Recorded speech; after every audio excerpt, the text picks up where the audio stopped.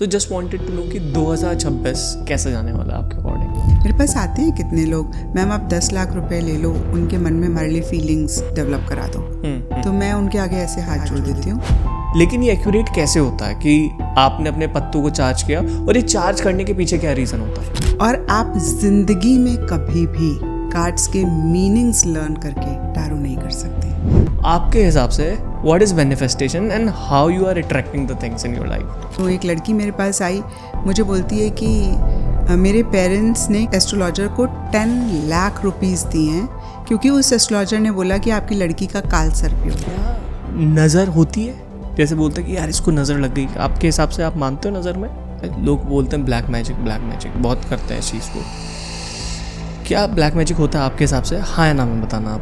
आपने बहुत सारी प्रोडिक्शन करी हुई हैं जो इवेंट बाद में जाके सही हो गए। 5 चीज़ें अगर ध्यान रखते हैं, उनको फॉलो करते हैं, उनकी रीडिंग्स बहुत एक्यूरेट आएंगी। और अगर ये 5 चीज़ें वो नहीं ध्यान रखते हैं, जो मर्जी कर ले, टैरो से एक्यूरेट आंसर्स नहीं जान सकते। जब यूएस में इलेक्शन चल रहे थे जो बाइडेन और ट्रम्प के बीच में, तो उन्होंने प्रिडिक्शन किया था कि ट्रम्प ही जीतेंगे, और ऐसी एक प्रिडिक्शन नहीं मल्टीपल प्रिडिक्शन करी है किरण जी ने। एक टैरो कार्ड एक्सपर्ट है, लोगों को सिखाती भी है और उनको बताती भी है लाइफ में किस तरीके से आगे बढ़ना है। सबसे बढ़िया चीज़ इस पॉडकास्ट में मुझे ये चीज़ लगी कि हमने डिस्कस किया है मैनिफेस्टेशन के बारे में भी टैरो कार्ड के साथ।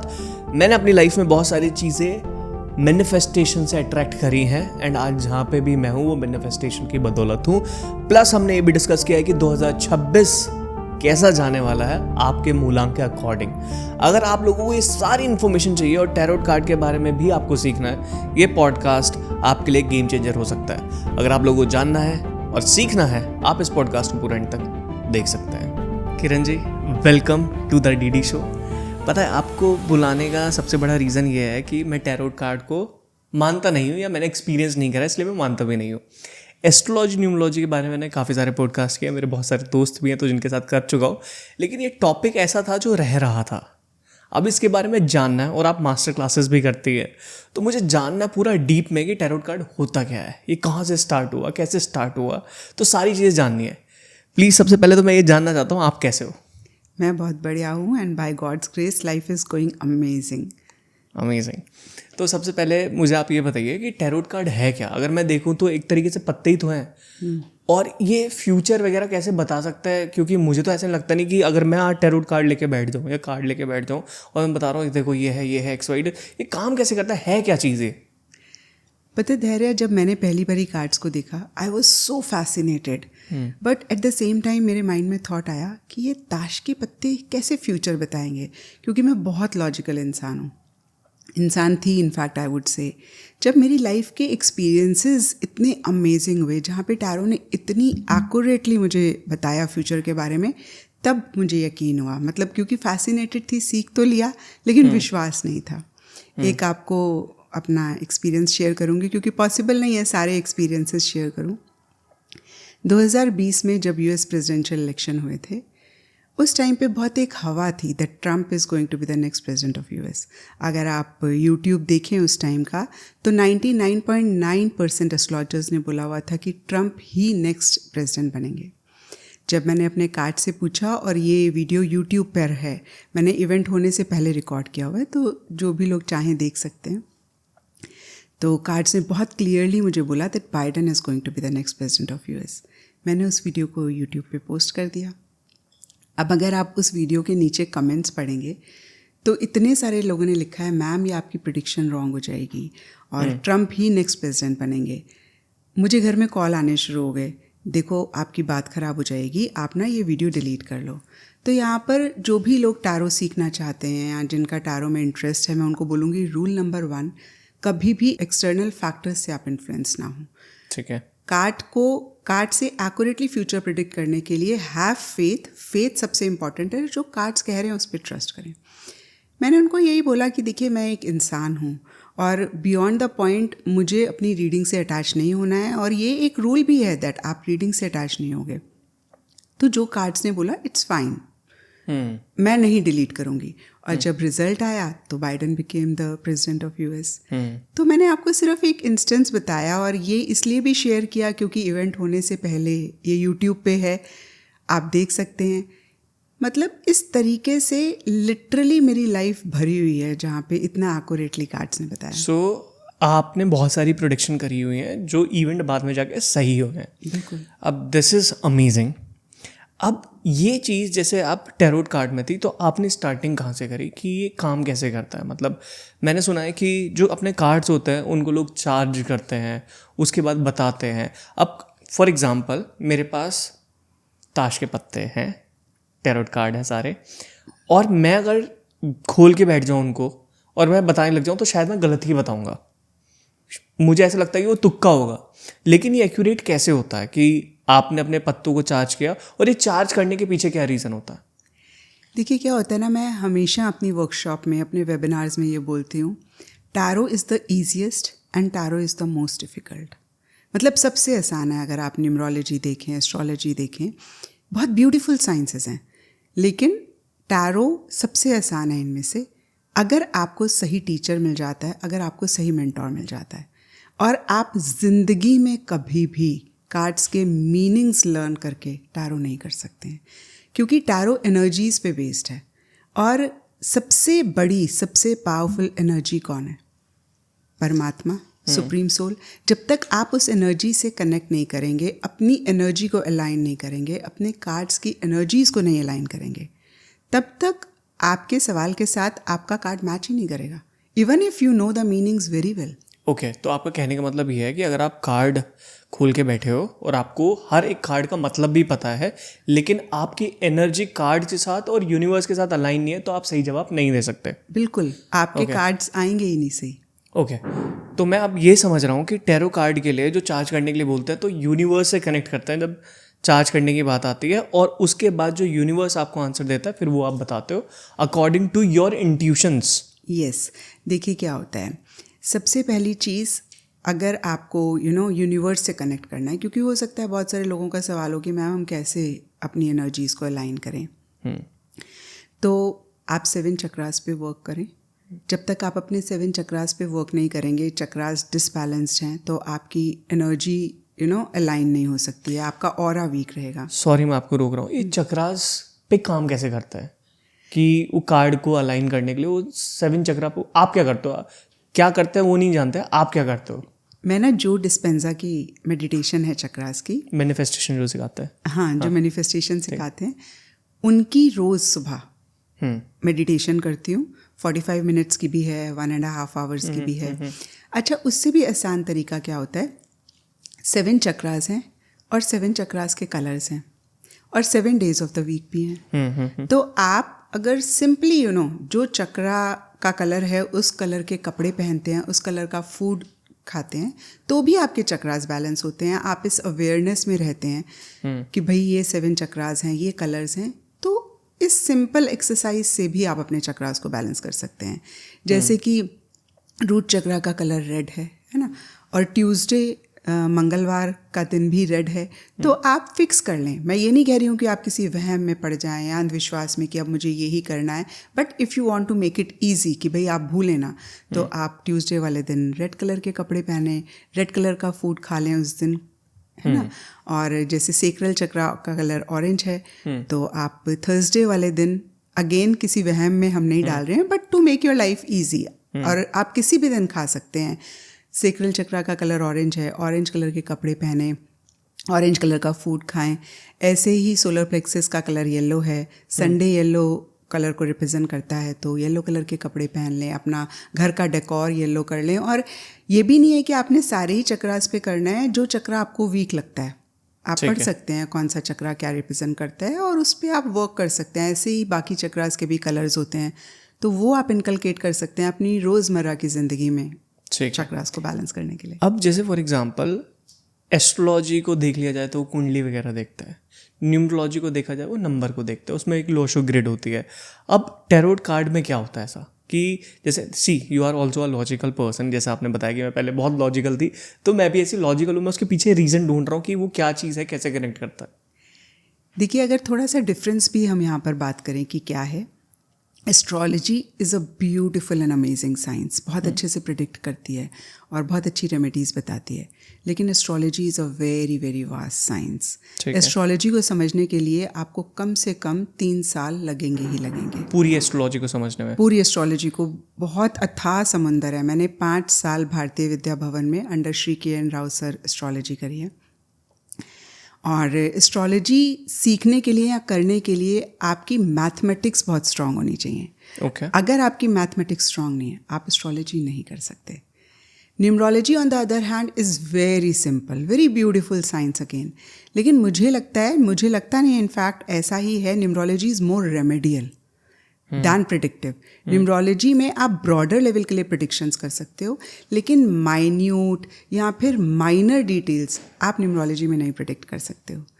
फॉर एग्जाम्पल, न्यूमरोलॉजी से मैं ये तो बता सकती हूँ कि धैर्य की पर्सनालिटी कैसा है, धैर्य किस तरीके का इंसान है, नेचर क्या है, लेकिन धैर्य के मन में मेरे लिए क्या है अभी इस टाइम पे, वो मैं न्यूमरोलॉजी से नहीं बता सकती। तो टैरो कार्ड से आप बता सकते? टैरो से मैं दोनों चीज़ें बता सकती हूँ। मैं ये भी बता सकती हूँ धैर्य किस तरीके का इंसान है और धैर्य अभी मेरे बारे में क्या सोच रहा है।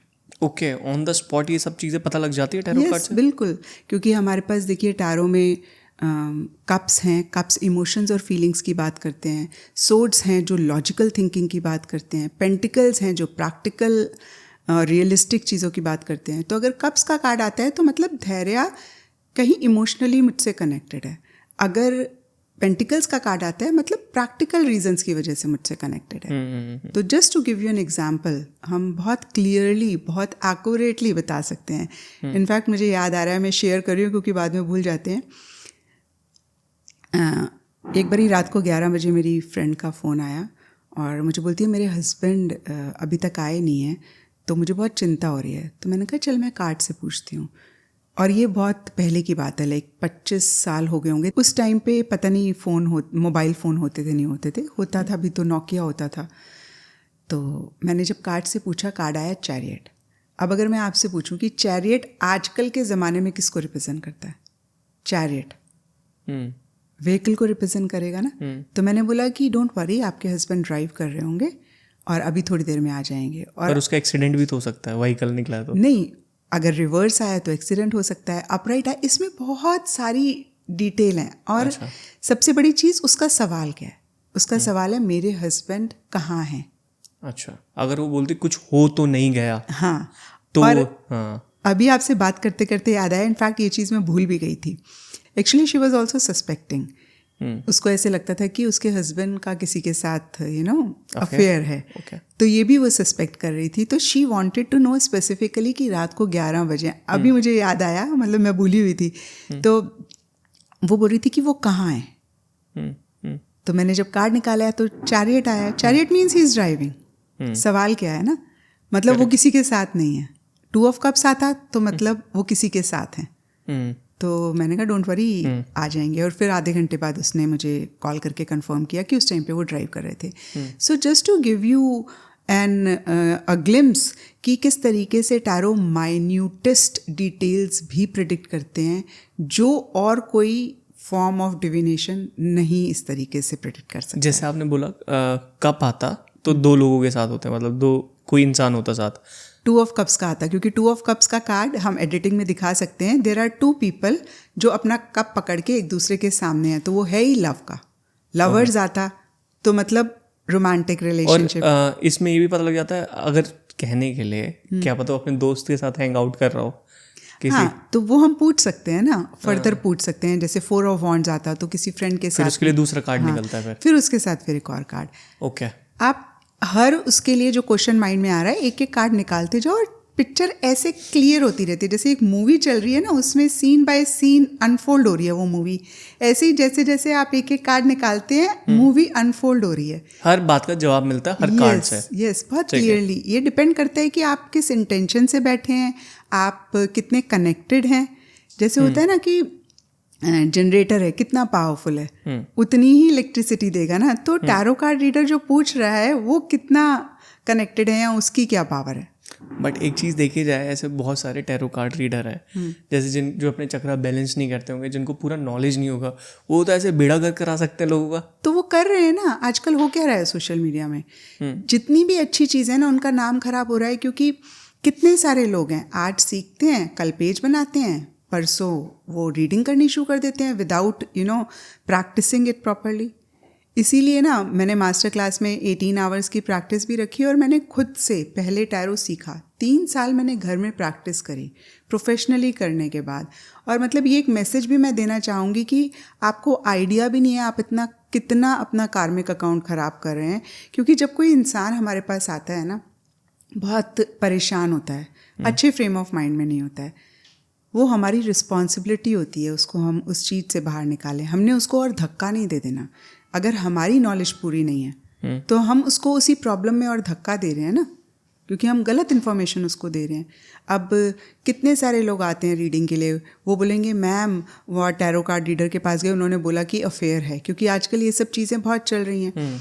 अब मुझे ऐसे लगता है अनलेस एंड अनटिल, और मैं अपने स्टूडेंट्स को भी ये बोलती हूँ, 2-3 कार्ड्स हैं टैरो में, जैसे 7 ऑफ सोर्ड्स है, उसके साथ लवर्स आता है, 3 ऑफ कप्स आता है, तब आप चीटिंग बोलोगे। नहीं तो आप सिर्फ एक कार्ड के बेसिस पर नहीं क्लाइंट को बोलोगे कि आपका पार्टनर चीटिंग कर रहा है, और अदरवाइज भी नहीं बोलोगे अनलेस एंड अनटिल उसका सवाल है।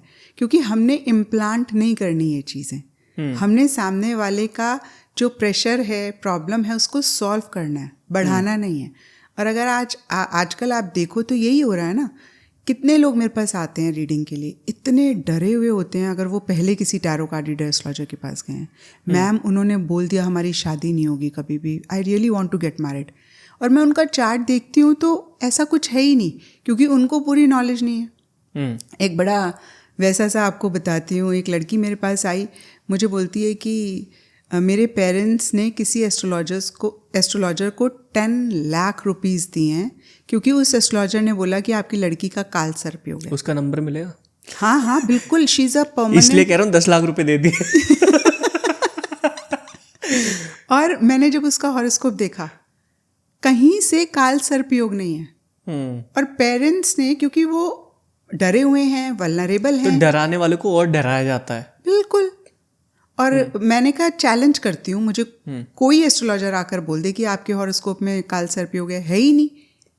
अब वो परमानेंट क्लाइंट है। तो जब आप अच्छी इंटेंशन से काम करते हैं तो लोगों के दिल को छूते हैं। और फिर कई बार जैसे होता है ना, लोग पैसे के पीछे भागते हैं।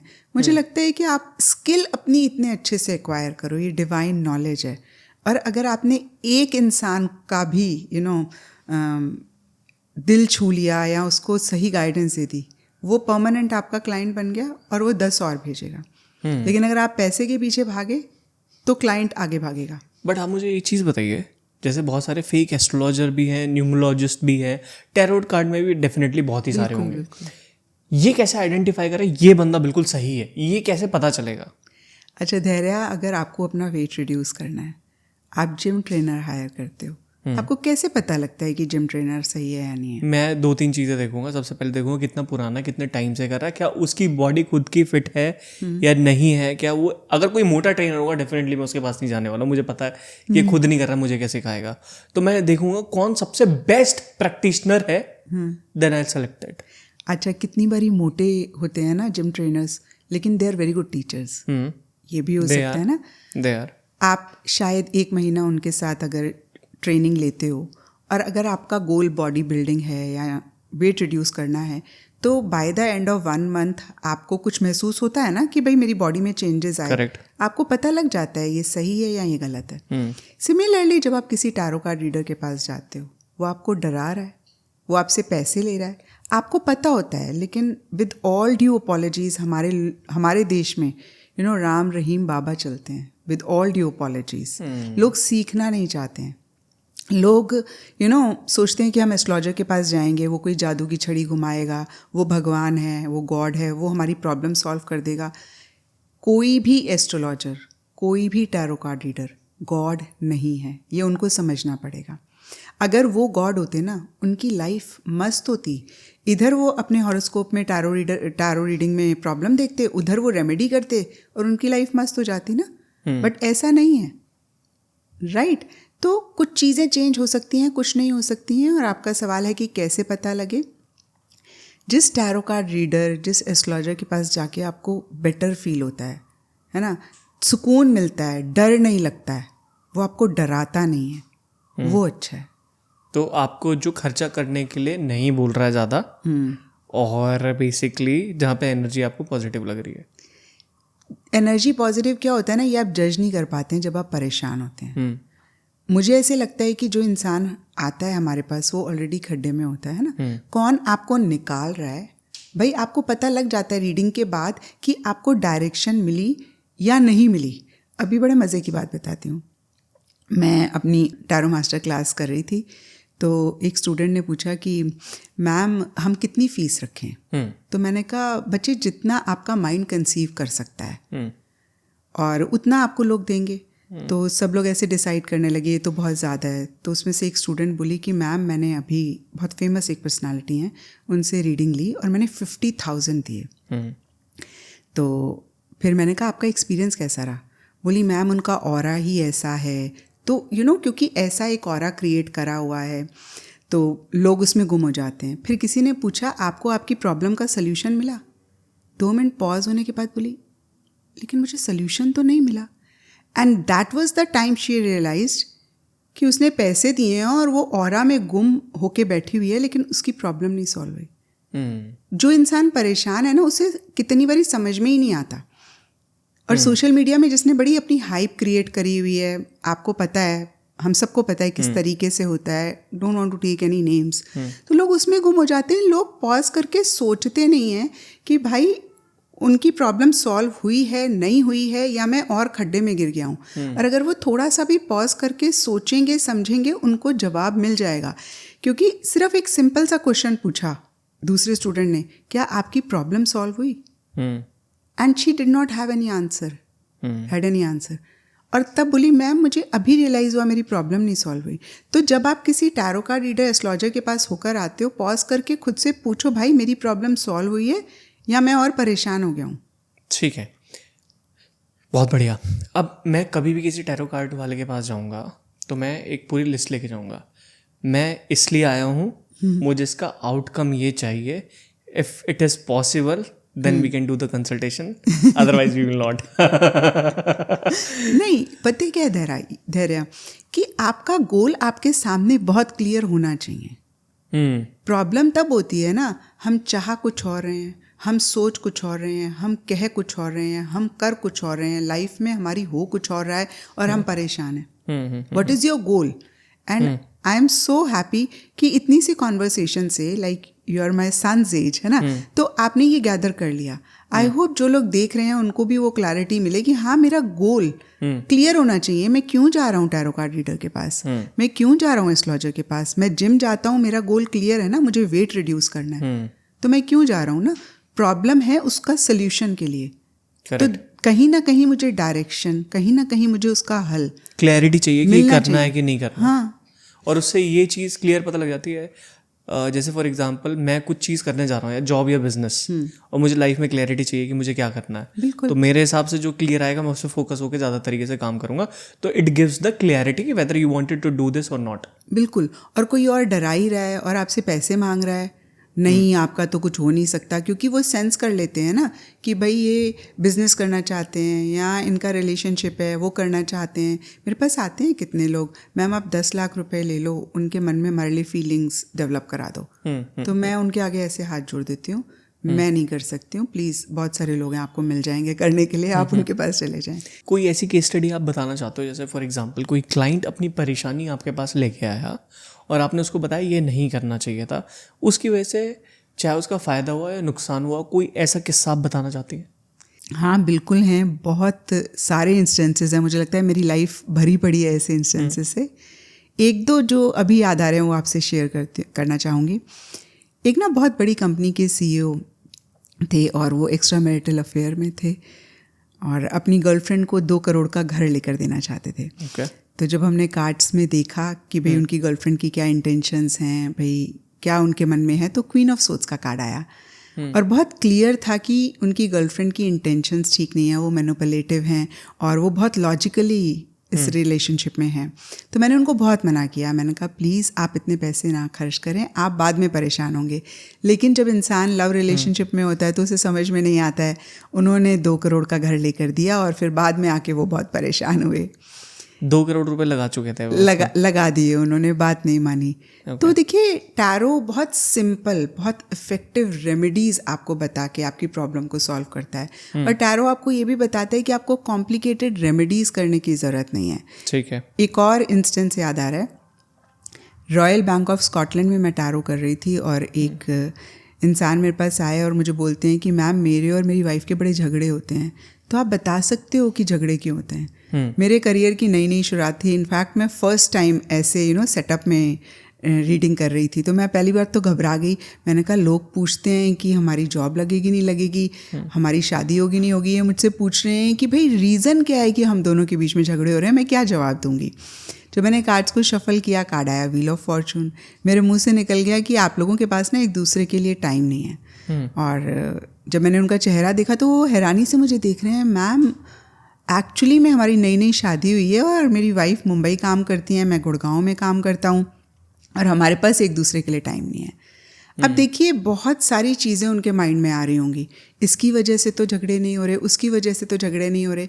लेकिन जब एक एब्सोल्यूट स्ट्रेंजर उनको एक रीज़न बताता है जो उनके माइंड में आया होगा, तो कहीं उनको एक कंफर्मेशन होती है और उस पर वर्क करके, यानी कि कैसे ये डिस्टेंस ख़त्म करें, वो अपने रिलेशनशिप को बेहतर कर सकते हैं। बेसिकली आपने बताया कि टाइम नहीं है, टाइम की वजह से क्रंच आ रहा है, तो यही रेमेडी मान लेते हैं कि आप दोनों को टाइम देना है एक दूसरे को। बिल्कुल। अब यहाँ पे लोग क्या करते हैं ना, कि मैं ये नहीं कह रही कि एस्ट्रोलॉजिकल रेमेडीज़ ना करें, बहुत इफ़ेक्टिव होती हैं, बट ऐसे में जो भी मैं यहाँ पे बोलना नहीं चाहती हूँ, भाई आप सूर्य को जल दे रहे हैं वो बहुत अच्छी बात है, लेकिन इस इंटेंशन से अगर आप दे रहे हैं कि आप सूर्य को जल देंगे आपका पार्टनर के साथ रिलेशनशिप ठीक हो जाएगा, तो that is not going to work. आपको कुछ ना कुछ उस डिस्टेंस को ख़त्म करने के लिए करना पड़ेगा अगर आप रिलेशनशिप बेहतर करना चाहते हैं। ठीक है। सो आप मुझे ना थोड़ा सा बेसिकली ये भी जानना है कि टैरोट किस किस के जवाब दे सकता है। मतलब वो तो ऑल दो सब चीज़ों के जवाब दे सकता है, लेकिन ज़्यादातर लोग आपके पास किस लिए आते हैं? रिलेशनशिप के लिए, जॉब के लिए, या XYZ किस चीज़ के लिए लोग ज़्यादा आते हैं आपके पास?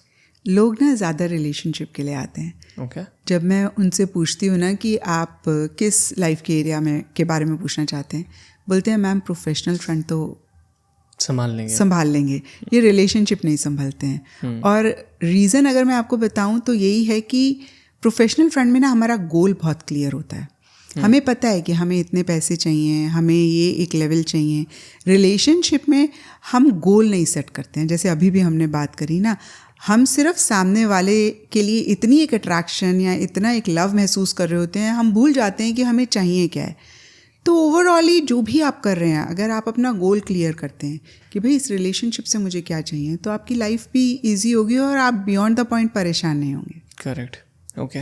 मुझे एक और चीज़ के बारे में आपसे जानना है कि जैसे टैरोट कार्ड है, अब मुझे मेरी कोई मैनिफेस्टेशन है, मैं किसी चीज़ को बहुत बुरी तरीके से चाहता हूँ और मुझे वो चाहिए ही चाहिए, ना तो मुझे सुननी ही नहीं है, क्या टैरोट कार्ड उसमें मदद कर सकता है? Definitely. Tarot actually parallel lives, law of attraction के ही प्रिंसिपल पे वर्क करता है। Okay. Like astrology, like numerology, tarot is not fixated. Astrology में जिस मोमेंट, जिस दिन आप बॉर्न हुए हैं, उस दिन क्या प्लैनेटरी पोजीशन है, आपका चार्ट बन जाता है और वो आजीवन आपके साथ रहता है। सिमिलरली न्यूमरोलॉजी में, बट टैरो एनर्जीज पे वर्क करता है ना। तो जो आप चाहते हैं उसको क्रिएट कर सकते हैं। और आपका सवाल है कि मैनिफेस्ट कैसे करें, तो कितनी बारी हम मनी मैनिफेस्ट करना चाहते हैं, लेकिन हम इतने नेगेटिव फ्रेम ऑफ माइंड में होते हैं, हम सोच नहीं पाते हैं, हम विजुलाइज नहीं कर पाते हैं, क्योंकि विजुलाइजेशन बहुत एक इम्पॉर्टेंट टेक्निक है लॉ ऑफ अट्रैक्शन की। ऐसे में जब आप अपने विजन बोर्ड में कार्ड्स लगाते हैं जो मनी को रिप्रेजेंट करते हैं, या फिर सिंपली आप अपने पिलो के नीचे वो कार्ड रखते हैं, अपने पर्स में आप कैरी करते हैं, और मैजिक नहीं होता है। ऐसा नहीं होगा आप एक दिन कैरी करेंगे और दूसरे दिन आप मनी अट्रैक्ट कर लेंगे। It's a process. अगर वो आप कंसिस्टेंटली करते हैं, रेगुलरली करते हैं, तो आपको मनी मैनिफेस्ट करने में बहुत आसानी होती है। ठीक है। थोड़ा सा मैनिफेस्टेशन के बारे में बात करें, बड़ा इंटरेस्टिंग टॉपिक है, क्योंकि मैं बहुत करता हूँ चीज़ों को मैनिफेस्ट। मैं सुबह सुबह जब ट्रेडमिल में भाग रहा होता हूँ तो मुझे ऐसा लगता है मैं रावण हूँ। मेरे पीछे 10 धैर्य खड़े हुए हैं और मैं बहुत पावरफुल, मैं इमेजिन करता हूँ अपने आप को मेरे से तगड़ा कोई नहीं है, जो चीज़ मैंने सोची है मैं वो पूरी हासिल कर सकता हूँ। तो जब मैं ये चीज़ करता हूँ और मैं अपने आप को विजुअलाइज करता हूँ ना, आज जाके मैं ये चीज़ करने वाला हूँ, ये चीज़ ऐसे करूँगा, वो चीज़ हो जाती है। और मैं इवन फ्यूचर के लिए, जैसे आपने विजन बोर्ड देखा, डायरी में लिखना हो गया, वो सारी चीज़ें करता हूँ। आपके हिसाब से what is manifestation and how you are attracting the things in your life? Manifestation में देखिए सबसे इम्पॉर्टेंट चीज़ यही होती है कि आप क्या चाहते हैं। ठीक है, जैसे मैंने अभी आपको कहा, आप चाहते तो हैं सिंगापुर जाना, है ना, गोवा को आप गूगल में सर्च कर रहे हैं, आप टिकट लखनऊ की ले रहे हैं, तो आप कहीं और ही पहुंच जाएंगे और फिर आप परेशान होंगे कि भाई मैं चाहता तो हूँ सिंगापुर जाना, मैं तो कर नहीं सकता, आप अपनी किस्मत को कोसेंगे, right. So the first thing is आपका गोल क्या है, बी वेरी क्लियर, उसी के बारे में सोचें, उसी से रिलेटेड एक्शन लें और अपनी सारी एनर्जी अलाइन करें। जैसे धैर्य, आपका ये जो विजन बोर्ड है, I am so impressed to see that कितना क्लियर है कि मैं क्या चाहता हूँ और उस डायरेक्शन में आप एक्शन भी लें। और एक और चीज़ ऐड करना चाहूँगी, अगर आपके मन में किसी चीज़ की डिज़ायर है, इस चीज़ का यकीन रखें कि यूनिवर्स वो आपको देगा या वो आपकी किस्मत में है, वो आपके लिए पॉसिबल है, क्योंकि हर इंसान को वो डिज़ायर नहीं है। जैसे हम लोग 4 सिबलिंग्स हैं, my sister is a designer and I am a tarot card reader. अब मेरे से पहले उसने अपना करियर शुरू किया तो मेरे पेरेंट्स बहुत ज़्यादा मुझे कन्विंस कर रहे थे कि आप भी बुटीक खोल लो, आप भी डिज़ाइनिंग, क्योंकि मैं बरेली से हूँ तो एम्ब्रॉयडरी सारी वहाँ से आती थी। मैंने थोड़ा सा सोचा, मैंने कहा नहीं, मैं नहीं कर सकती हूँ, है ना, वो मेरा इंटरेस्ट ही नहीं है, और अगर मैं करती भी सिर्फ टू अर्न मनी तो शायद मैं जस्टिस नहीं कर पाती, क्योंकि मेरा इंटरेस्ट ही नहीं है। क्योंकि मेरा टैरो में इंटरेस्ट है तो इसमें मैं बहुत अचीव कर सकती हूँ, जो मैं चाहती हूँ अचीव कर सकती हूँ। तो सबसे पहली चीज़, आप किस चीज़ को लेकर पैशनेट हैं, आपका क्या इंटरेस्ट है, एंड हैव दैट फेथ। अगर आपका इंटरेस्ट है, आपको ये मिलेगी ही मिलेगी। यूनिवर्स ने आपको इंटरेस्ट ही इसलिए दिया, सिस्टम आपका स्ट्रांग होना चाहिए। हाँ, नहीं, और यूनिवर्स ने आपको इंटरेस्ट ही इसलिए दिया है क्योंकि यूनिवर्स आपको उसमें एक्सेल करने देखना चाहता है या आप कर सकते हो। मैंने रिसेंटली बहुत कमाल की चीज़ सीखी, आपको बताता हूँ। मैं पहले मैनिफेस्टेशन को बिल्कुल बकवास मानता था और मैं ऐसा इंसान था कि I just work work work work और वो चीज़ मेरे पास आ जाएगी, पर वो चीज़ आती थी पर लेट आती थी। लेकिन मैनिफेस्टेशन में मैंने क्या किया कि मुझे पता है कि मुझे ये चीज़ चाहिए, मैं टाइम रख देता था, मुझे अब तक चाहिए, तो और मैं उसकी जगह काम भी करता था, खाली इमेजिन नहीं करता था। अब मेरी लाइफ में ना एक ऐसी सिचुएशन आ गई कि जिसमें फंस गया, एक काम में बहुत तगड़े वाला फंस गया और मुझे वहाँ से निकलना था एनी हाउ। तो मुझे पता लगा लॉ ऑफ अजम्पशन का, ये बहुत कमाल की चीज़ थी। मैंने जिस प्रॉब्लम में फंसा हुआ था, मैंने उसके बारे में वहाँ पे लिख दिया कि मैं इस प्रॉब्लम से निकल गया हूँ और मैंने सबसे ज़्यादा हाईएस्ट प्रॉफिट हिट करा है इस मंथ के अंदर। जो आगे होने वाला था वो पहले ही मैं जी रहा था, इमेजिन करके जी रहा था, और जितनी मुझे एंजाइटी, टेंशन, प्रॉब्लम थी, सब खत्म हो गई। तो मतलब लॉ ऑफ अजम्पशन मैनिफेस्टेशन से भी तगड़ा लगा मुझे कि आप जिस डर में जी रहे हो, जो कल होगा, तुमने उसको अचीव कर लिया, उस फीलिंग्स को तुम नोट डाउन कर दो इन अ प्रेजेंट टेंस। बिल्कुल बिल्कुल, और बहुत amazingly law of attraction work करता है। अगर मैं आपको अपने बारे में बताऊं तो I come from a very conservative family, और मैं खुद बहुत शाय इंट्रोवर्ट किस्म की इंसान। मतलब हमारे घर में कोई आता था तो 2-3 विजिट्स तक उसको यही नहीं पता लगता था that I am also a member of this house. और बड़ी लग्जरी थी, बड़ा कंफर्ट था। कभी उस टाइम पे मैंने सोचा ही नहीं था कि मैं इस लेवल पे करूँगी। लाइक मेरे पेरेंट्स मुझे देखते हैं तो वो हैरान हो जाते हैं, तो वो है ही नहीं। अच्छा, जब मैंने टैरो सीखा ना तो मेरे मन में एक डिज़ायर आ गई कि भाई मुझे बेस्ट टैरो कार्ड रीडर बनना है। अब वो चोटी बनाने वाली लड़की, सिर पे तेल नहीं देसी घी लगाती है, रात को अपने कार्ड जैसे लिए और यूनिवर्स को विजुलाइज किया और मन में बोला Kiran Shapri is world's best tarot card reader, और इमेजिन करके मैं सो गई। और ये मैं करती रही विदाउट एनी अटैचमेंट। तो मुझे ऐसा लगता है कि जब आप बहुत अटैच हो जाते हैं, ओवर अटैच हो जाते हैं ना, तब भी आपकी मैनिफेस्टेशन नहीं होती है, तब भी लॉ वर्क नहीं करता है। तो डिटैचमेंट या सरेंडर एक बहुत बड़ा रूल है। कभी सोचा नहीं, बस ऐसे ही बोलती रही। अच्छा, जब मैं ये बोलती थी ना तो मेरे मन में ख्याल आता था, आज तक कभी इंडिया से बाहर गए नहीं हो, सिर्फ नेपाल तक गए हो, कभी प्लेन में बैठे नहीं हो, क्योंकि 30 साल पहले की बात बता रही हूँ ना। ये पॉसिबल होगा कैसे? मतलब वर्ल्ड के बेस्ट, मैं ये नहीं कह रही मैं वर्ल्ड की बेस्ट बन गई हूँ, बट आज की डेट में ऑल ओवर द वर्ल्ड से लोग मेरे से रीडिंग लेते हैं, है ना। तो मेरे को यही साथ ही साथ ख्याल आता था कि ये पॉसिबल कैसे होगा, बट मैं बोलती गई एंड मुझे लगता है कि मैंने काफ़ी हद तक मैनिफेस्ट किया है, क्योंकि जो मैं थी मतलब उससे बिल्कुल ऑपोजिट हूँ। अमेजिंग। मुझे एक चीज़ आपसे जाननी है, आपने देखा हो 2025 कुछ खास तो नहीं गया है लोगों का, इतनी बाढ़ आई है, प्लेन क्रैश हुए हैं, मतलब बहुत सारी चीज़ें हुई हैं। So just wanted to know कि 2026 कैसे जाने वाला है आपके अकॉर्डिंग? देखिए मेरे हिसाब से मिक्स जाएगा 2026, क्योंकि हमें ये नहीं भूलना चाहिए कि 2026 में 26 नंबर है, लाइक यू नो, बिकॉज वो 2 और 6 से बन रहा है, और 2 और 6 को जब हम टोटल करते हैं 8 नंबर, 8 सैटर्न का नंबर है, तो इश्यूज रहेंगे, चैलेंजेस रहेंगे। और अगर हम एस्ट्रोलॉजी को भी कनेक्ट करें तो गुरु यानी कि जुपिटर सेविंग ग्रेस होते हैं, वो मई 2026 तक वक्री जाएंगे। और तीसरी बात ये भी है कि 2026 सूर्य का साल है। जब सूर्य सुबह आता है तो क्या होता है, नई बिगनिंग होती है, नए दिन की शुरुआत होती है। और 2025 सेनापति मंगल का साल था, 9 नंबर है ना, तो अभी तक गद्दी पे सेनापति थे, मतलब सेनापति मतलब मिलिट्री रूल चल रहा था। अब नया नया राजा जी आए हैं, गद्दी लेंगे तो बहुत सारे नए रूल्स बनेंगे, नए यू नो रेगुलेशंस होंगे, नई चीज़ें आएंगी।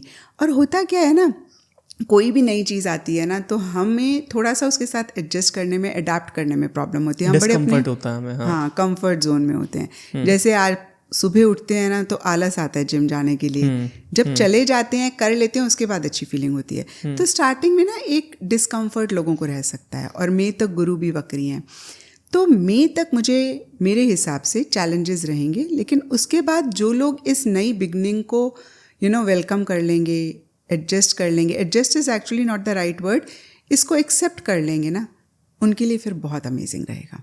ओके, अब मैं चाहता हूँ कि हम बात करें मूलांक के अकॉर्डिंग कि 2026 कैसा रहने वाला है, 1 से लेके 9 तक सारा डिस्कस करते हैं। प्लीज़ स्टार्ट करते हैं। बिल्कुल। 2026 उन लोगों के लिए जो किसी भी मंथ की 1, 10, 19, 28 को बॉर्न हुए, यानी कि जिनका मूलांक 1 है। तो देखिए मूलांक 1 न्यूमरोलॉजी में राजा को रिप्रेजेंट करता है, सूर्य का नंबर है, और 2026 भी 1 नंबर है जो कि सूर्य और राजा की एनर्जीज़ को रिप्रेजेंट करता है। तो ऐसे में 2 सूर्य 2 राजा पास में आ रहे हैं, तो डेफिनेटली मूलांक 1 वालों का तेज बढ़ेगा, अट्रैक्शन बढ़ेगी। लेकिन साथ ही साथ देखिए जब 2 राजा की आपस में संधि होती है ना तो दुनिया फतेह करते हैं। लेकिन वही 2 राजा की अगर क्लैश हो गया ना तो फिर एम्पायर्स तबाह होंगे।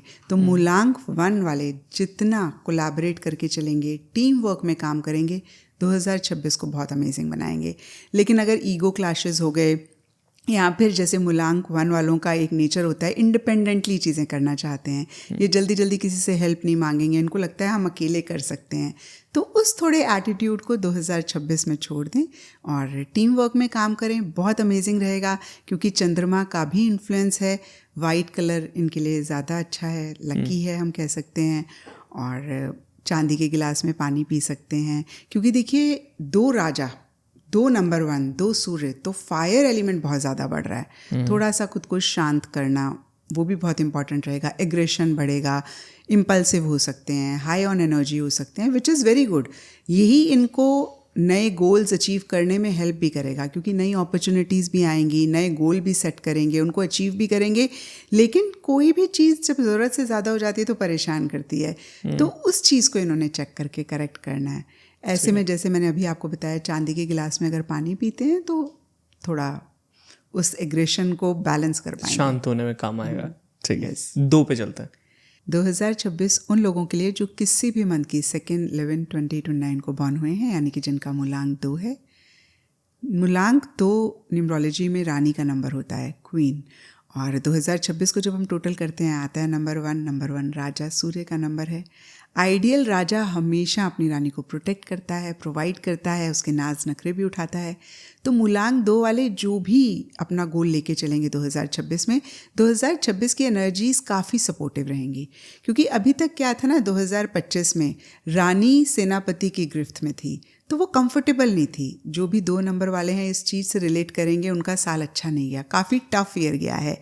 2026 डेफिनेटली कॉम्पनसेट करेगा, क्योंकि बहुत स्ट्रॉन्ग एक पार्टनर है जो आपको सपोर्ट कर रहा है, आपको प्रोवाइड कर रहा है और आपके गोल्स जो भी हैं उनको अचीव करने में आपकी हेल्प कर रहा है। तो शर्त ये है आप अपना गोल बनाएं, क्योंकि एनर्जीज बहुत सपोर्टिव होंगी। तो मूलांक 2 वालों के लिए बहुत अमेजिंग रहेगा।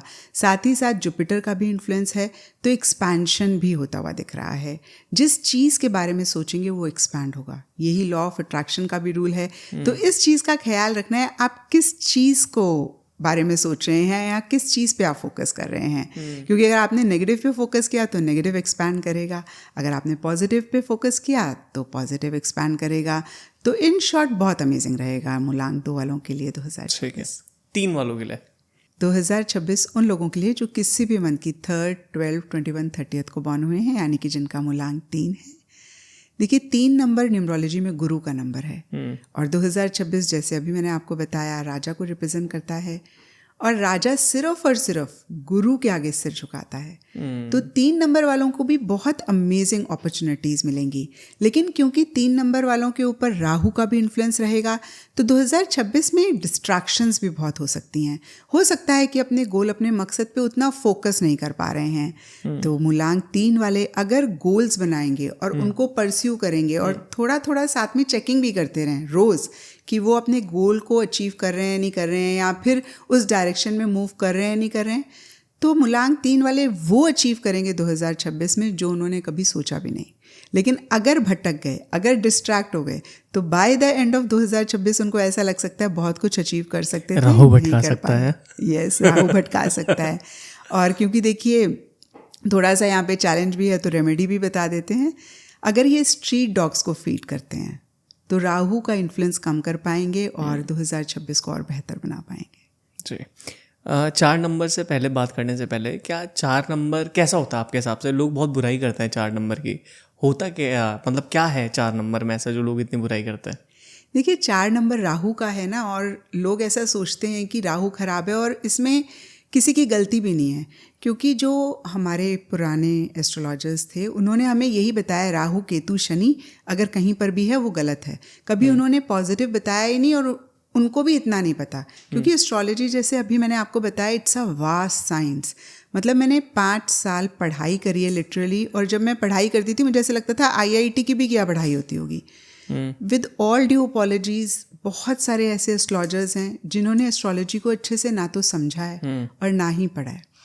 राहु शनि ऐसे ग्रह हैं एस्ट्रोलॉजी में जो रंग को राजा बना सकते हैं और राजा को रंग बना सकते हैं। तो राहु की अगर एनर्जी है ना, सिर्फ एक चीज़ का ख्याल रखना है, एक बड़ा गोल बनाएं और उस गोल को ब्रेक कर लें छोटे में, और रोज चेक करें कि आपने वो गोल अचीव किया नहीं किया, क्योंकि राहु भ्रमित करता है। लेकिन अगर आपने राहु की एनर्जी को पॉजिटिवली यूज कर लिया तो राहु आपको वो दिलवा सकता है जो कोई भी नहीं दिलवा सकता। क्योंकि राहु का एक कैरेक्टरिस्टिक होता है, अगर कुछ सोच लिया कि मुझे ये अचीव करना है तो कर लेता है, तो जब तक वो अचीव नहीं करेगा उसे चैन नहीं पड़ेगा। अब ऐसे में वो क्या गोल बनाता है, अगर उसने गोल बनाया कि मुझे इस लड़की के साथ शादी करनी है, फॉर एग्जाम्पल लड़का है किसी से प्यार करता है, राहु तो कर ही लेगा है ना। नहीं, अब क्या होता है, देखिए रिलेशनशिप में 2 लोग हैं, आपके ऊपर 100% नहीं है। अगर वो लड़की के मन में है ही नहीं प्यार, है ना, और आपने गोल बना लिया कि मुझे पाना है, तो आप परेशान होते रहेंगे ना। करेक्ट। लेकिन अगर आप ये गोल बनाते हैं, भाई मुझे ऐसा ही पार्टनर चाहिए जो मुझे प्रायोरिटाइज करे, जो मुझ में भी इंटरेस्टेड हो, तो आप सही गोल बना रहे हैं। और इसी तरीके से मनी का भी, अगर आप सही गोल बनाते हैं और आप चेकिंग करते रहते हैं रोज, फॉर एग्जाम्पल आपका गोल है धैर्य कि मुझे 10 CR 1 साल में कमाने हैं, तो अगर आपको 10 CR या 12 CR 1 साल में कमाने हैं, तो आप उसको गोल को जब ब्रेक करते हैं तो 1 मंथ में 1 CR कमाने हैं। तो इस तरीके से शॉर्ट गोल बनाया। अब अगर 1 मंथ में 1 CR बनाने हैं तो उसका 1 हफ्ते का क्या होगा, फिर आप बैठ के देखें कि रोज का क्या होगा, और रोज रात को बैठ के अपने साथ चेकिंग करें कि क्या मैंने अचीव किया नहीं किया। So there should be no scope of distraction. अगर राहु वाले ये कर लें तो मतलब वो बहुत कुछ अचीव कर सकते हैं। पर राहु वाले डिस्ट्रैक्टेड भी तो बहुत रहते हैं। हाँ, पर उनको फोकस अगर मिल जाए ना तो वो बहुत अच्छा कर सकता है। जैसे देखिए हमारा क्या होता है ना, न्यूमरोलॉजी क्या करती है, हमारे स्ट्रेंथ और हमारी वीकनेस हमें बताती है। जैसे मैं मूलांक 3 हूँ, तो मेरी क्या वीकनेस है कि मैं बिना मांगे एडवाइस दे देती हूँ। और ऑब्वियसली बिना मांगे गुरु अगर का आप नंबर है ना। हाँ बिना मांगे आप एडवाइस दोगे तो सामने वाला वैल्यू नहीं करेगा, फ्री की मिल रही है। Correct. और फिर आपको ऐसे लगेगा कि कोई रिस्पेक्ट नहीं करता है, आप ही खुद को डिसरिस्पेक्ट कर रहे हो, आपका कॉन्फिडेंस खत्म होगा। ये चीज़ न्यूमरोलॉजी में आने के बाद मुझे समझ में आई, तो मैंने इस पर कॉन्शियसली वर्क करके इस चीज़ को चेक करा और इम्प्रूव करा and results are completely change now. बिल्कुल, क्योंकि ये मेरी वीकनेस है एंड मैं इस पे वर्क करके इसको इम्प्रूव कर सकती हूँ। और यही न्यूमरोलॉजी, एस्ट्रोलॉजी, टैरो का रोल भी होता है। यही होता है कि बेसिकली तुम ऐसे हो, तुम्हें पता लग गया तुम ऐसे हो, और तुम्हें काम खुद करना पड़ेगा उसे इम्प्रोवाइज करने के लिए, right? There is no magic wand कि आपने ऐसे घुमाया और हो गया। अगर आपका भी धैर्य या कोई गोल है तो आप वर्क करो, जैसे अभी हमने बात करी, you are working so hard towards it, right? जी, चलते हैं 4 नंबर की तरफ। तो 2026 उन लोगों के लिए जो किसी भी मंथ की 4, 13, 22 और 31 को बॉर्न हुए हैं, यानी कि जिनका मूलांक 4 है। तो मूलांक 4 वालों के लिए एक चीज़ स्पेसिफिकली बोलना चाहूँगी, 2026 चेंज लाता हुआ दिख रहा है। अब होता क्या है ना कि मूलांक 4 वाले थोड़े से फिक्सेटेड होते हैं, थोड़े से रिजिड होते हैं, इनको चेंज पसंद नहीं होता है। ये रूटीन वर्क में बड़े खुश हैं, इनके लिए स्टेबिलिटी, सिक्योरिटी बड़ी इंपॉर्टेंट है। तो जब भी चेंज आता है ना, ये परेशान हो जाते हैं और ये एक्सेप्ट नहीं करते हैं। और 2026 में अगर इन्होंने ये एटीट्यूड रखा तो फिर again by the end of 2026 इनको ऐसे लगेगा बहुत कुछ अचीव कर सकते थे, लाइफ चेंज हो सकती थी, हमने मिस कर दिया। सो अगर ये चेंज को एक्सेप्ट कर लें, वेलकम कर लें, जो नई अपॉर्चुनिटीज़ आ रही हैं उनको ले लें, 2026 is going to be a game changer for them. क्योंकि इनके लिए भी 2025 काफ़ी टफ रहा है। तो बहुत अच्छा रह सकता है। और अगर एक रेमेडी की बात करूँ, ये बर्ड्स को हर वेडनेसडे को फीड करें तो इनके अंदर वो चेंज के लिए एक्सेप्टेंस भी आ जाएगी। ठीक है, चलते हैं 5 नंबर की तरफ। 2026 उन लोगों के लिए जो किसी भी मंथ की 5, 14, 23 को बॉर्न हुए हैं। तो देखिए 5 नंबर न्यूमरोलॉजी में प्रिंस का नंबर है और 2026 का हम टोटल करते हैं, आता है नंबर 1 राजा सूर्य का नंबर है। तो ऐसे में पिता और पुत्र का रिश्ता बनता है। और एक पिता ही होता है जो अपने पुत्र को अपने से भी ज़्यादा तरक्की करते देख खुश होता है। क्योंकि कितना भी आपका लव्ड वन हो, अपने से ज़्यादा तरक्की करते देखना, मन में एक फीलिंग आ जाती है कि ये हमसे ज़्यादा आगे जा रहे हैं। लेकिन पिता हमेशा खुश होता है। तो जब एक पावरफुल पिता का सपोर्ट पुत्र को मिल जाए तो वो क्या नहीं कर सकता है। तो 5 नंबर वालों के लिए इनफैक्ट मैं कहूँगी बेस्ट रहेगा 2026। लेकिन इनके ऊपर वीनस का भी इन्फ्लुएंस है। ऐसे में देखिए लग्जरी कंफर्ट रहेगा, क्योंकि वीनस लग्जरी, कंफर्ट, प्यार मोहब्बत को रिप्रेजेंट करता है। अगर ये ओवर इन सब चीज़ों में खो गए, लव रिलेशनशिप में, और इन्होंने जो भी अपॉर्चुनिटीज़ आई हैं उनको नहीं अवेल किया, तो फिर ये थोड़ा सा रिग्रेट करेंगे। अदरवाइज अगर इन्होंने उन अपॉर्चुनिटीज़ को ले लिया, 2026 की एनर्जीज बहुत सपोर्टिव होंगी इनके लिए। अगर इन्होंने जो भी गोल है उनके लिए एक्शन इनिशिएटिव्स ले लिए तो फिर बल्ले बल्ले, मतलब बहुत अमेजिंग रहेगा। ओके, 6 वाले नंबर पे चलते हैं। 2026 उन लोगों के लिए जो किसी भी मंथ की 6, 15, 24 को बॉर्न हुए हैं। तो देखिए 2026 में 6 है और 6 वीनस का नंबर है। लग्जरी, कंफर्ट, प्यार मोहब्बत रहेगा, मिलेगा। 2026 बहुत अमेजिंग रहेगा। लेकिन इनके ऊपर केतु का इन्फ्लुएंस है। तो ऐसे में ना ये बहुत डीप चीज़ों में जा सकते हैं। हर चीज़ की, जैसे बोलते हैं, बाल की खाल कुरेद सकते हैं और ओवर थिंकिंग कर सकते हैं, जिसकी वजह से ये थोड़ा सा परेशान हो सकते हैं।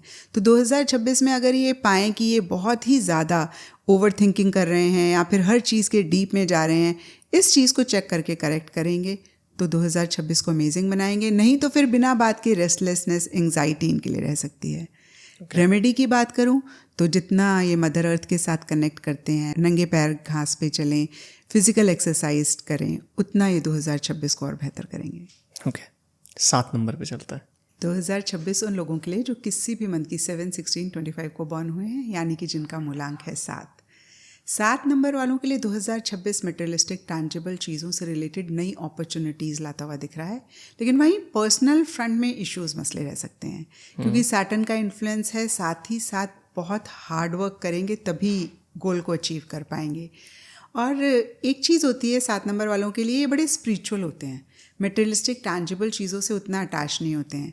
ऐसे में ना ये प्रोक्रास्टिनेट करते हैं, मतलब उतने एक्शन इनिशिएटिव्स नहीं लेते हैं अपने गोल मकसद के लिए जितना लेने की ज़रूरत है, और इसीलिए उतना नहीं अचीव कर पाते हैं जितना कर सकते हैं। तो 2026 मटेरियलिस्टिक टैंजिबल चीज़ों से रिलेटेड, प्रोफेशनल फ्रंट से रिलेटेड बड़ी अमेजिंग अपॉर्चुनिटीज़ लेकर आएगा, लेकिन अगर एक्शन इनिशिएटिव नहीं लिया, हार्ड वर्क नहीं किया, तो फिर नहीं अचीव कर पाएंगे। वहीं साथ ही साथ देखिए पर्सनल फ्रंट में इश्यूज़ रहेंगे, और ये ना थोड़ा सा अपनी स्पेस में रहते हैं। लाइक इनके लिए अपनी स्पेस बहुत इंपॉर्टेंट होती है, और अगर रिलेशनशिप में कुछ भी इशू हुआ, मसला हुआ, तो ये विड्रॉ कर जाते हैं, जिसकी वजह से इनके रिलेशनशिप्स में अदरवाइज भी इश्यूज रहते हैं। तो 2026 में इस चीज़ का खास ख्याल रखना है, क्योंकि सैटर्न का इन्फ्लुएंस है। अगर पार्टनर के साथ कोई भी टिफ होती है और आप अपने कंफर्ट जोन में चले गए, आपने नहीं एक्शन इनिशिएटिव लिया, तो वो गैप बढ़ेगा। तो इस चीज़ का ख्याल ज़रूर रखें अगर पर्सनल फ्रंट बेहतर करना चाहते हैं तो। ओके 8 नंबर वालों की तरफ चलते हैं। 2026 उन लोगों के लिए जो किसी भी मंथ की 8, 17, 26 को बॉर्न हुए हैं, यानी कि जिनका मूलांक 8 है। मूलांक 8 वालों के लिए एंडिंग बिगनिंग रहेगी और थोड़ा सा टफ रहेगा। रीज़न बीइंग 8 नंबर शनि का नंबर है और 2026 सूर्य का नंबर है, और हम सब जानते हैं सूर्य और शनि आपस में एनिमीज़ हैं। और अदरवाइज़ भी देखें तो सैटर्न जियोग्राफिकली सन से फारदेस्ट है, तो सन की लाइट, रोशनी, एनर्जी सबसे लेट और सबसे कम सैटर्न को मिलती है। तो जो भी मूलांक 8 वाले हैं ना, वो अच्छी अपॉर्चुनिटीज़ को उतना अवेल नहीं कर पाएंगे। उनको ऐसा लग सकता है कि हम मेहनत तो बहुत कर रहे हैं, लेकिन उतने रिजल्ट्स नहीं मिल रहे हैं, आउटकम नहीं आएगा उतना, आउटकम नहीं आएगा। बट हर ताले की चाबी होती है, हर प्रॉब्लम का सल्यूशन होता है। तो 8 नंबर वाले एक रेमेडी कर सकते हैं। ये सुबह जल्दी उठें सनराइज़ के टाइम पे, और सनलाइट को एब्जॉर्ब करें, क्योंकि सनलाइट नहीं मिल रही है ना सैटर्न को। सन का साल है, तो ये अदरवाइज उठ सकते हैं सुबह जल्दी और सनलाइट में बैठें थोड़ी देर, सन को गेज करें, राइजिंग सन को। तो इस चीज़ को रिजॉल्व कर पाएंगे और 2026 को बहुत बेहतर करेंगे। श्योर। नंबर 9 की तरफ चलते हैं। 2026 उन लोगों के लिए जो किसी भी मंथ की 9, 18, 27 को बॉर्न हुए हैं। देखिए न्यूमरोलॉजी में 9 नंबर सेनापति का होता है, और 2026 सूर्य का नंबर है, राजा का नंबर है, और राजा सबसे ज़्यादा टाइम सेनापति के साथ बिताता है। एक स्कूल ऑफ थॉट ये भी है कि 2 नंबर और 9 नंबर की आपस में नहीं अच्छी जलन होती है, या फिर they are enemies, because Rani is always jealous कि जो मेरा हस्बैंड है, राजा है, वो सबसे ज़्यादा टाइम तो सेनापति के साथ बिताता है। तो वो तो खैर एक समझने के पॉइंट ऑफ व्यू से हुआ। तो राजा सबसे ज़्यादा टाइम सेनापति के साथ बिताता है, सारी प्लानिंग सेनापति के साथ करता है। और अदरवाइज भी अगर आप देखें तो राजा इज इक्वल टू राम, सूर्य इज इक्वल टू राम, और 9 नंबर मंगल के लॉर्ड हैं हनुमान जी। तो हम सब जानते हैं कि रामचंद्र जी और हनुमान जी का बॉन्ड कितना डिवाइन है। तो बॉन्ड इतना अमेजिंग है, डिवाइन है, तो साल भी बहुत अमेजिंग रहेगा। 9 नंबर वालों के लिए बहुत अच्छा रहेगा 2026। बट एक चीज़ का ख्याल रखें, क्योंकि 9 नंबर भी फायर है, मंगल रिप्रेजेंट करता है 9 नंबर को, और 1 नंबर सूर्य का नंबर है, सूर्य भी फायर है। तो इनके लिए भी ना एग्रेशन बहुत हाई रहेगा, एनर्जी लेवल्स बहुत हाई रहेंगे, एकदम से इम्पल्सिव हो सकते हैं, रिस्पॉन्ड कर सकते हैं, ओवर रिएक्ट कर सकते हैं किसी चीज़ को लेकर। तो किसी फिजिकल एक्सरसाइज में ज़रूर खुद को इन्वॉल्व करें। जिमिंग हो सकती है, रनिंग हो सकती है, कोई भी किसी भी फॉर्म ऑफ फिजिकल एक्सरसाइज में इन्वॉल्व करें। अपनी जो हाई एनर्जी है ना, उसको राइट डायरेक्शन में चैनलाइज ज़रूर करें, अदरवाइज बहुत अमेजिंग रहेगा। एक क्वेश्चन है मेरा, बहुत सारे लोग ना लाइव चलाते रहते हैं यूट्यूब पे टैरो कार्ड को लेके, और साथ में जब वो टैरो कार्ड दिखाते हैं ना, तो नीचे कमेंट भी आते रहता है, भाई गलत बता रहे हो, ऐसा तो है ही नहीं मेरी लाइफ में। तो बहुत सारे मैंने इवन रीडर्स भी देखे जिनके आंसर सही नहीं आते हैं, ठीक है। तो आपके अकॉर्डिंग जब उनके क्वेश्चन के आंसर जब गलत आते हैं, जो उनकी रीडिंग्स गलत आती है, उसको कैसे इम्प्रोवाइज़ किया जा सकता है, उसको कैसे सही किया जा सकता है? एक तो सबसे पहली चीज़ धैर्य, लोगों को ये समझना पड़ेगा कि कार्ड्स के मीनिंग्स लर्न करके या समझ के वो नहीं टैरो कर सकते हैं। मैंने पहले भी अभी बोला आपको। करेक्ट। तो 5 चीज़ें अगर ध्यान रखते हैं, उनको फॉलो करते हैं, उनकी रीडिंग्स बहुत एक्यूरेट आएंगी। और अगर ये 5 चीज़ें वो नहीं ध्यान रखते हैं, जो मर्जी कर लें, टैरो से एक्यूरेट आंसर्स नहीं जान सकते हैं। ओके, क्या है वो 5 चीज़ें? Number 1 is tarot is based on energies. तो टैरो में आप रीडिंग को लिटरली या कार्ड को लिटरली ना लें. हाँ, ऐसा टाइम आएगा जब आप कार्ड को लिटरली भी लेने की ज़रूरत होगी, but most of the times it's energy. जैसे कि पेज ऑफ कप्स का कार्ड टैरो में बच्चे की एनर्जीज़ को रिप्रेजेंट करता है, बट जब भी पेज ऑफ कप्स का कार्ड आएगा ये मतलब नहीं है कि ये बच्चे से ही रिलेटेड है. बच्चे की क्या एनर्जी होती है, बच्चा कैसा होता है? अगर मैं आपसे पूछूं, इनोसेंट होता है, केयर फ्री होता है, केयरलेस होता है, इमेच्योर होता है. तो जब पेज ऑफ कप्स या कोई भी पेज का कार्ड आता है रीडिंग में, वो इन सब चीज़ों के बारे में बात कर रहा होता है. और कितनी बारी मैं अपने स्टूडेंट्स को ये भी बोलती हूँ कि अगर आप पेजेस के मीनिंग जानना चाहते हैं तो आपको कोई किताब उठा के पढ़ने की ज़रूरत नहीं है. एक बच्चे के साथ आप 2-3 घंटे खेल लें, आपको पता लग जाएगा कि पेजेस का क्या मतलब होता है. तो अगर वो एनर्जी को फॉलो करते हैं तो वो एक्यूरेटली आंसर निकाल सकते हैं टैरो से. नंबर 1. नंबर 2 इज़ आप कभी भी एक्सटर्नल फैक्टर से ना तो इन्फ्लुएंस हो ना बायस हो. ठीक है. और ये बहुत कॉमन चीज़ होती है, लोग हो जाते हैं. मैं कितनी बारी हुई हूँ.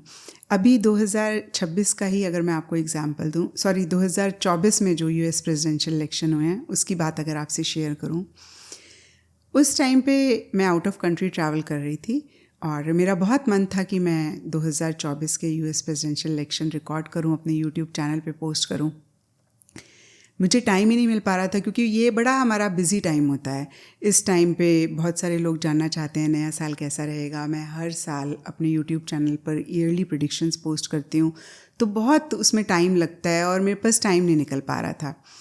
अब 1 बजे की फ़्लाइट है और 11 बजे मैं अपने हस्बैंड को बोल रही हूँ मुझे ना सिर्फ 15 मिनट दे दें, मैं ये प्रेडिक्शन रिकॉर्ड करके पोस्ट करनी है मुझे.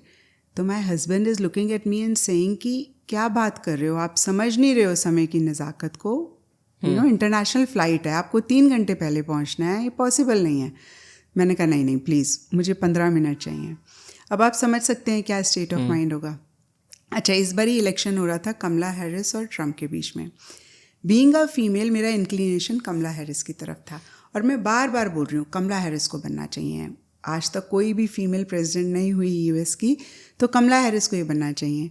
अब इतनी बारी बोल दिया कि माइंड इस चीज़ को मानने लगा. अब जब मैंने कार्ड्स को शफल किया और कार्ड से पूछा कि who is going to be the president of US अभी 2024 के इलेक्शन में, कार्ड आया magician. Magician is someone who is manipulative, masculine energies represent करता है. तो बहुत ही क्लियर था कि Trump is going to be the next president of US.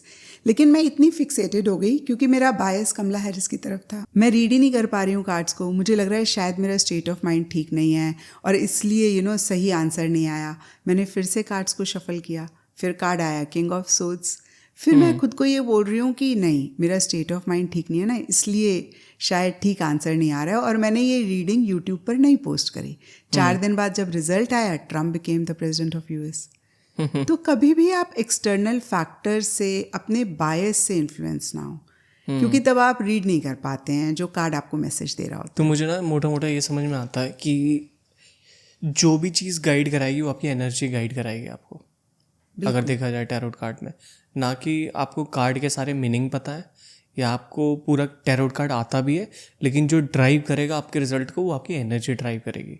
बिल्कुल, एब्सोल्युटली आपकी एनर्जी है और आप कितने क्लियर हैं अपने माइंड में. ठीक है. क्योंकि अगर आपका माइंड कंफ्यूज है तो आपको कंफ्यूज आंसर्स मिलेंगे और अगर सही आंसर मिल भी गया तो आप पढ़ भी नहीं पाएंगे उसको. मेरे साथ बहुत लोगों को देखा मैंने ये बात बोलते हुए कि यार मेरी लाइफ में क्यों इतनी प्रॉब्लम होती है, मेरी लाइफ में इतने ब्लॉकेज क्यों है. तो टैरोट कार्ड ये चीज़ फिक्स कर सकता है.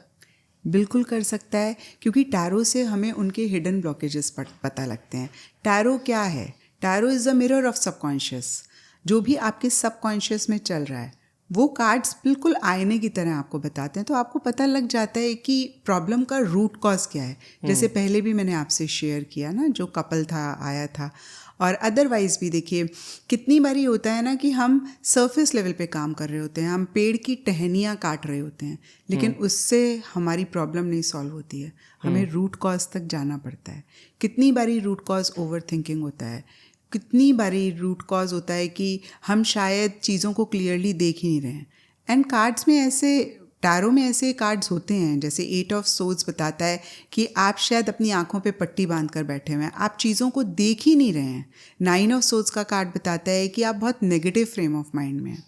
डेविल का कार्ड बताता है कि आप इतने ऑब्सेसिव हो गए हैं, आप इतने अटैच हो गए हैं अपने गोल से कि आप उसके लिए राइट एक्शन इनिशिएटिव्स ही नहीं ले पा रहे हैं। Got it. अब एक क्वेश्चन बहुत इम्पॉर्टेंट है, जैसे बहुत सारे एंटरप्रेन्योर्स होता है तो वो चाहते हैं उनके आसपास अच्छे लोग रहें, है ना। ये मेरा पर्सनली भी क्वेश्चन है कि ये भी टैरो कार्ड से पता लगाया जा सकता है कि कौन सा इंसान हमारे लिए अच्छा है, कौन सा बुरा है? बिल्कुल पता लगाया जा सकता है। जैसे देखिए, मैजिशियन का कार्ड मैनिपुलेटिव एनर्जीज की बात करता है। अगर मैजिशियन का कार्ड आता है, इसका मतलब सामने वाला बहुत मैनिपुलेटिव है, डिप्लोमेटिक है और वो आपका फ़ायदा उठा सकता है, ठीक है। अगर डेविल का कार्ड आता है तो भी सामने वाला आपको डोमिनेट करेगा, कंट्रोल करेगा, उसके इंटेंशंस आपके लिए ठीक नहीं है। 7 ऑफ सोर्ड्स का कार्ड क्लियरली चीटिंग की बात करता है। इनफैक्ट 7 ऑफ सोर्ड्स और 5 ऑफ सोर्ड्स के कार्ड, अगर ये कार्ड आते हैं मतलब सामने वाला आपके साथ चीटिंग कर सकता है। तो बहुत क्लियरली और बहुत स्पेसिफिकली कार्ड्स हमें बताते हैं। क्या नज़र होती है? जैसे बोलते हैं कि यार इसको नज़र लग गई, आपके हिसाब से आप मानते हो नज़र में? मैं इतना नहीं मानती, क्योंकि मुझे लगता है कि एक्चुअली ये माइंडसेट है। ओके। आपका नेगेटिव थॉट है। ओके। अब थॉट किसी भी तरीके का हो सकता है, और जब बार बार आप उस थॉट के बारे में सोचते हैं तो आप यकीन करने लगते हैं, आपको ऐसा लगने लगता है। एंड दूसरी बात क्या होती है, जो भी लोग मानते हैं नज़र लगती है, क्यों लगती है? क्योंकि आपका ऑरा वीक है। अगर किसी भी इंसान का ऑरा बहुत स्ट्रांग है, सामने वाला जितना भी आपके लिए गलत सोच रहा हो, इनफैक्ट देखिए यहाँ पे एक चीज़ और ऐड करना चाहूँगी, मेरे हिसाब से नज़र इस सामने वाले की गलत इंटेंशन, जो कि बहुत नॉर्मल होता है। अगर आज आप तरक्की कर रहे हो, कुछ लोग होंगे जो जेलस फील करेंगे, और जब वो जेलसी से आपको देखेंगे, जेलस वाला थॉट अपने मन में क्रिएट करेंगे, तो वो थॉट आपके पास आएगा ना, बिकॉज थॉट इज़ एनर्जी। अगर आपका ऑरा वीक है तो वो उनका नेगेटिव थॉट आपके अंदर आएगा, आपकी लाइफ में इफेक्ट करेगा। But if your aura is very strong, वो नेगेटिव थॉट वहीं से ही टकरा के वापस चला जाएगा और उन्हीं के पास चला जाएगा। ठीक है। एक क्वेश्चन मेरा अभी इम्पॉर्टेंट आता है। लोग बोलते हैं ब्लैक मैजिक बहुत करते हैं इस चीज़ को। क्या ब्लैक मैजिक होता है आपके हिसाब से? हाँ या ना में बताना आप। मुझे ऐसे लगता है कि अगर गॉड है तो डेविल भी है। ठीक है, तो आप कह रही है कि है ब्लैक मैजिक।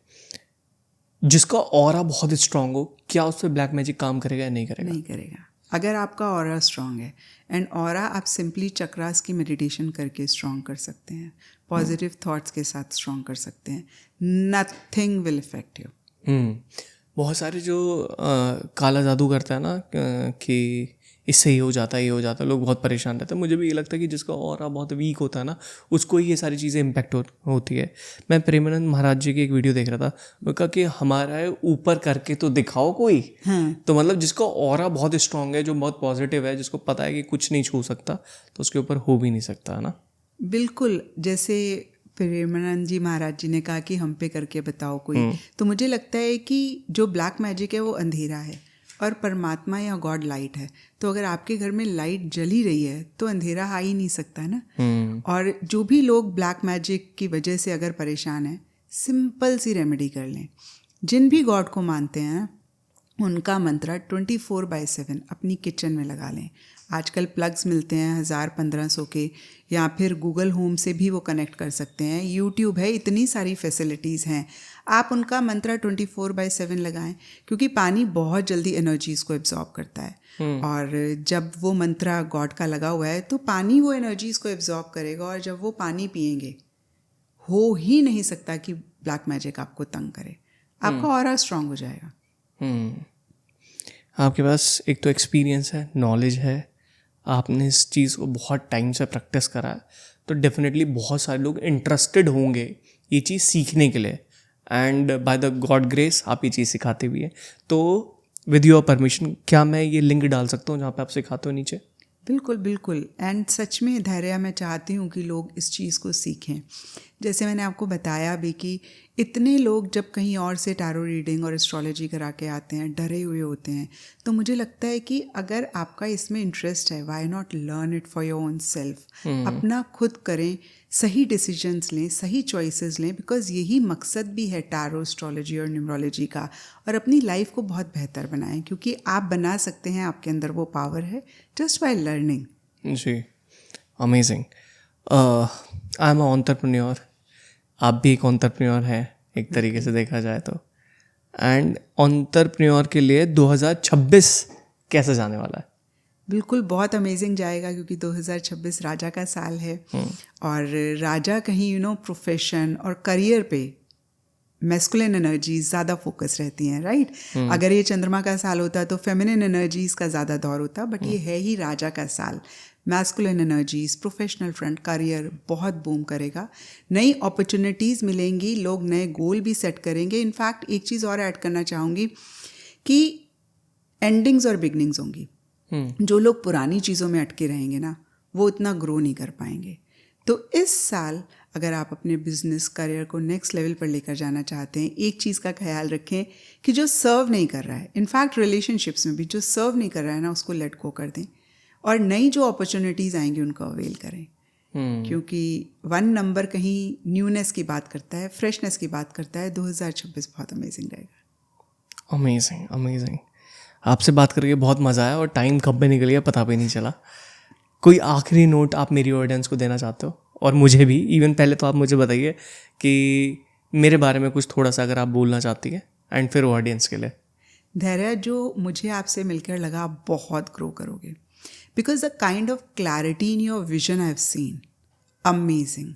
मतलब मुझे लगता है कि अगर यूथ इस चीज़ को फॉलो कर ले तो जो भी ब्लॉकेजेस, जो परेशानियां लेके वो परेशान होते हैं ना, वो उनकी ओवरकम हो जाएंगी, उससे वो बाहर निकाल पाएंगे। And I am so happy to meet you, because trust me, आपका विजन बोर्ड, आपकी बातें और जो आपने अपने लिए गोल बनाया है, इतना क्लैरिटी से यूथ नहीं बना पा रहा है, और यही रीज़न है कि वो चीज़ नहीं अचीव कर पा रहे हैं जो वो कर सकते हैं।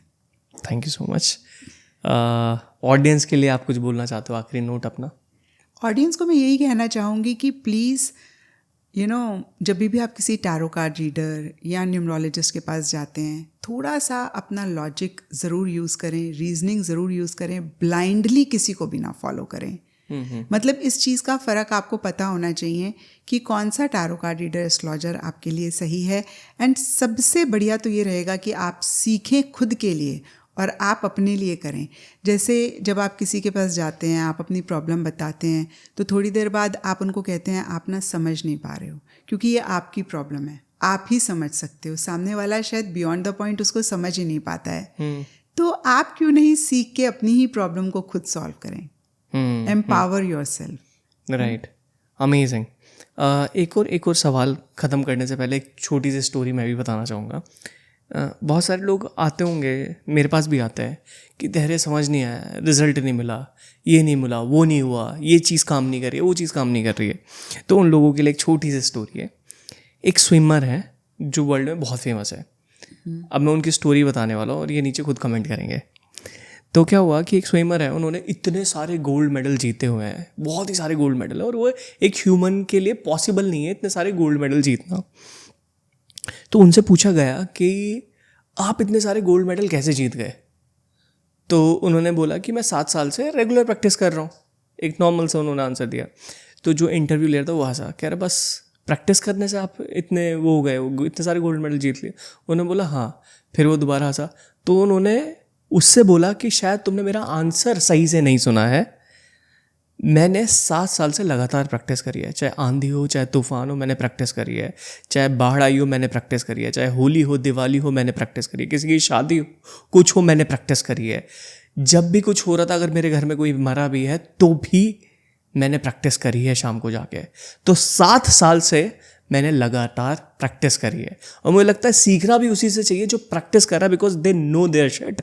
बिल्कुल। और जो आपके विजन बोर्ड में 1 थिंग है ना, मुझे लगता है कि ये भी एक मैसेज देना बहुत इम्पॉर्टेंट है। आप 10,000 चीज़ों को कर रहे हो, आपको रिजल्ट नहीं मिलेगा, लेकिन अगर आप एक ही चीज़ को 10,000 बारी कर रहे हो है ना, आपको रिजल्ट मिलेगा. And this is a take away for me also. Like मैं सोच रही थी कि कितनी अच्छी चीज़ आपने लिखी हुई है अपने विजन बोर्ड पे, और यूथ भी इस चीज़ को फॉलो करे. Find your passion. आप किस चीज़ में इंटरेस्टेड हो, क्या चीज़ आपको मोटिवेट करती है या आप अच्छा फील करते हो, उस चीज़ के पीछे पड़ जाओ. और मुझे लगता है कि सक्सेस का यही रेसिपी है, यही फॉर्मूला है. कंसिस्टेंटली, परसिस्टेंटली परस्यू करते रहो. Try again until you succeed. Amazing. Thank you so much. बहुत मज़ा आया आपसे बात करके. Same. Thank you so much for coming. I hope आपको ये पॉडकास्ट पसंद आया होगा. अगर आपको पॉडकास्ट पसंद आया तो नीचे कमेंट करके बताओ what is your biggest take away. आप किस गेस्ट को हमारे पॉडकास्ट में देखना चाहते हो. और साइड में जो आपको पॉडकास्ट दिख रहा है ये बहुत ही तगड़ा है न्यूमरोलॉजी से रिलेटेड. इसमें पूरा न्यूमरोलॉजी सिखाया गया है स्टेप बाय स्टेप. आप खुद का कर सकते हो, अपने घर वालों का कर सकते हो. तो मिलते हैं आपसे इस वाले पॉडकास्ट में.